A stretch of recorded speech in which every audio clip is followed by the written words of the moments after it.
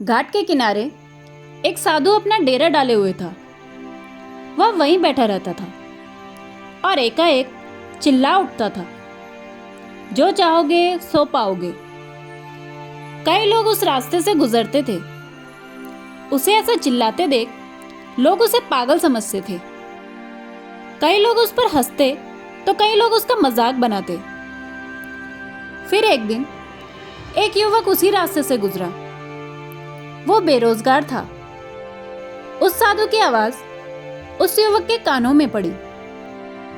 वो अब भी वही चिल्ला रहा था, जो चाहोगे सो पाओगे, जो चाहोगे सो पाओगे।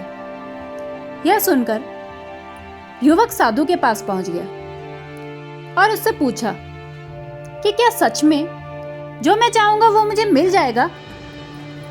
क्या आप सही में मुझे दे सकते हो? इस पर साधु ने बोला कि सबसे पहले तुम्हें यह बताना होगा कि तुम क्या चाहते हो। तब युवक बोला, बाबा मैं चाहता हूं कि मैं एक बहुत बड़ा हीरो का व्यापारी बनूं। क्या आप इस इच्छा को पूरा कर सकते हैं? साधु ने कहा, जरूर बेटा, मैं तुम्हें 2 चीजें देता हूं। इसमें एक हीरा है और एक मोती।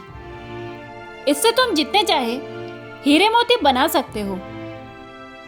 यह सुनकर युवक बेहद खुश हो गया। साधु ने युवक से कहा वो अपनी दोनों हथेलियों को आगे बढ़ाए।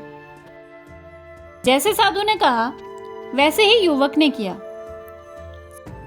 साधु ने युवक की पहली हथेली पर अपना हाथ रखा, फिर कहा कि यह सबसे अनमोल हीरा है। इससे तुम जितने चाहे हीरे बना सकते हो। यह हीरा समय है।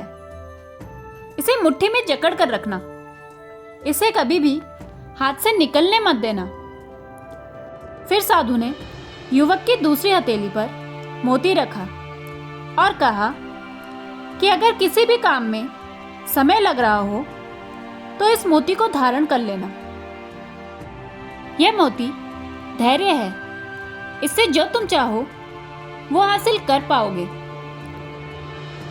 साधु की बातें सुन युवक ने धन्यवाद किया और वहां से चल दिया। साधु से उसे 2 गुरु मंत्र मिले थे।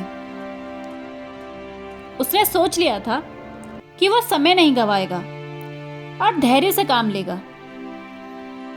कुछ ही समय बाद युवक ने एक बड़े हीरे के व्यापारी के पास काम करना शुरू कर दिया। वह व्यवसाय का हर गुण सीखता चला गया और कुछ ही समय बाद हीरे का बड़ा व्यापारी बन गया।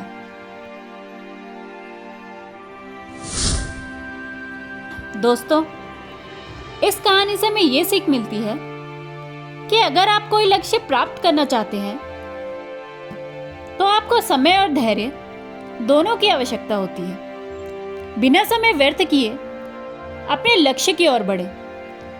साथ ही किसी भी समय में अपने धैर्य का दामन ना छोड़ें।